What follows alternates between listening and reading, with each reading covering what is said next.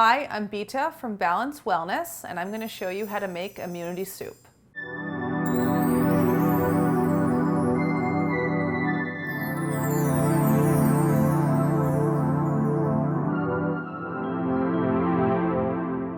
This is our ingredient lineup for our immunity soup. We have 5 cups of filtered water. It's got a little bit of steam going on. We have some brown rice and millet ramen, gluten-free. We have a nice little mix of mushrooms right here. We have shiitake. We have a little bit of oyster. Over here we have scallions. This is the bottom part of the scallion. We have some ginger root, carrots, burdock root.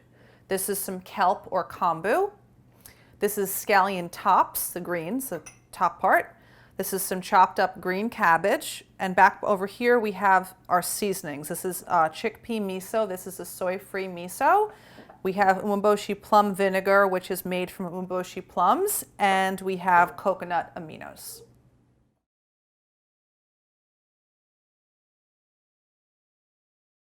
Well, we have all our ingredients in front of us, and now I am going to put them into my soup pot. So I have 2 pieces of ginger. This is just for flavoring, so that's why it's cut rather roughly. I'm going to remove it when we're ready to serve. This is our burdock root, which is a wonderful blood purifier. It takes quite a bit of time to cook, so I'm going to cook it cut it rather, as thinly as possible.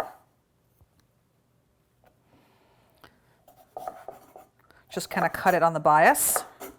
You don't need to peel it as long as you've scrubbed it, which I did do.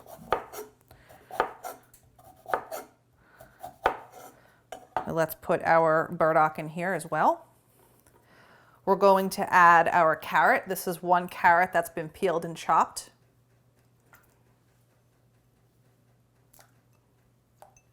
We're also going to add the scallion bottoms. These are the bottoms of the scallion.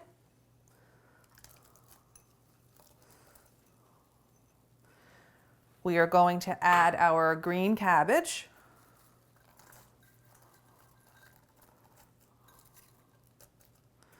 Okay, and that's basically the base of the soup, vegetable-wise. Mushrooms are going to go in last, but I am going to talk about the mushrooms right now, and I'm going to show you what we have here. We have some oyster mushrooms and we have some shiitake mushrooms. They're fresh.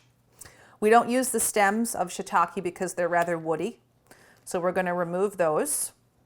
And if you couldn't get fresh mushrooms, you could substitute dry mushrooms. Just have to make sure that you soak them well enough in advance, usually a couple of hours or so. Okay. And these are oyster mushrooms. These are actually a really good scallop substitute. If someone is meat-free or doing a meat-free, 30-day challenge, someone could use these to make like a mock scallop. These we are going to use the stem because they're kind of, part of the thing going on. So I'm just going to chop a couple of these to show you how you chop different types of mushrooms. These shiitakes can be kind of cut into rough pieces like so. But we're not going to put them in quite yet because the mushrooms go in at the very end of the process. And for the oyster mushrooms, these are king oyster mushrooms, by the way, I'm just going to kind of cut them on the bias, just how I did with the burdock. These are really, really meaty too, and the shiitakes have more of a chew to them. I cut them on the bias because it just makes them look pretty, and it just kind of enhances the meaty texture. So that's what they look like. We'll just put those aside for now. And I'm going to do the seasonings now. The seasonings in the soup are going to be a ½ teaspoon of umeboshi plum vinegar. This is kind of an all-purpose seasoning. You'll see me use this in a lot of my recipes. Don't be surprised by the hot pink color. It's going to dissipate, but this is really alkalizing, and it just adds like an oomph to food. And same with this. This is coconut aminos. This is kind of a little sweet, a little salty. Just add a little something extra to food. And it's a nice soy-free seasoning as well. And then our final ingredient before we take it to the stove is kelp, or what they call kombu in Japan. And this is seaweed. It's often cooked in soups to give flavor. Whenever they make a miso soup, when they make what's called the dashi, this always goes into the soup. And all that kind of powdery stuff is salt, actually.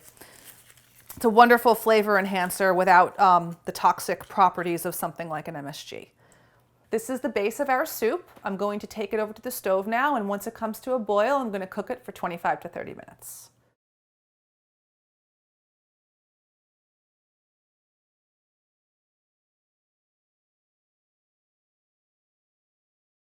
30 minutes have gone by and our soup ingredients are tender. Now what I'm going to do is I'm going to remove the kelp, which was one of the things that was in the soup to give it flavor and vitamins and all those good things. So I'm taking that out. And this could be eaten as is, or it can be dried and fried and eaten as a little pub snack. Also taking out the ginger. That also can be reused or composted. And now I'm going to take our mushrooms, which include our king oyster and our shiitake, and I'm going to add these in. And then I'm going to take this back to the stove and I'm going to cook this for 5 minutes.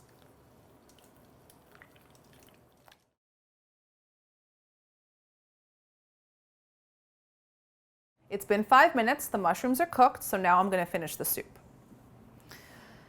We are going to add our miso now, which is our chickpea miso. And since the miso is a little on the chunky side, or sometimes it just doesn't dissolve all the way through and you don't want to bite into like a big salty ball, I use a strainer. And we have 5 cups of water, so usually 1 tablespoon of miso per 8 ounces, which is a cup. And this is a sweet miso too. So sometimes if it's a sweeter miso, you could actually go a little higher with the amount that you're using. I'm just going to take it like this and let the heat of the soup puree the miso.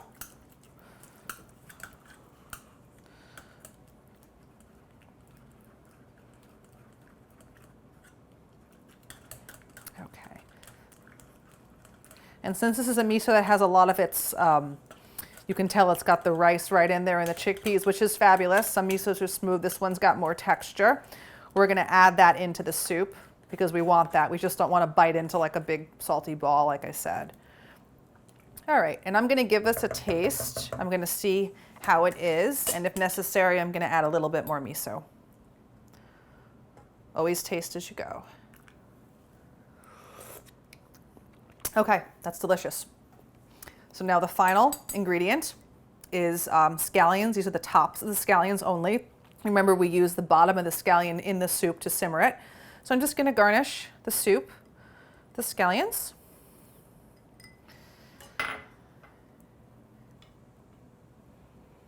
Time has come to finish the soup.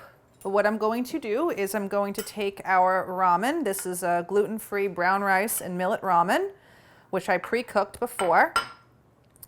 And I'm just going to take some of it and I'm going to put it into the bottom of our soup bowl, because if we were to put it directly into the soup, it would just be gross and spongy and overcooked. So we want to put it into the bowl like so. Alrighty. And now we're going to pour the soup over it and consume it quickly after that, so the noodles stay nice texture.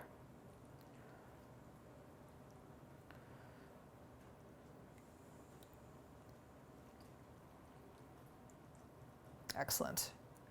And this is our finished product. This is our immunity soup with 2 types of mushrooms, miso, carrots, burdock, and a gluten-free ramen.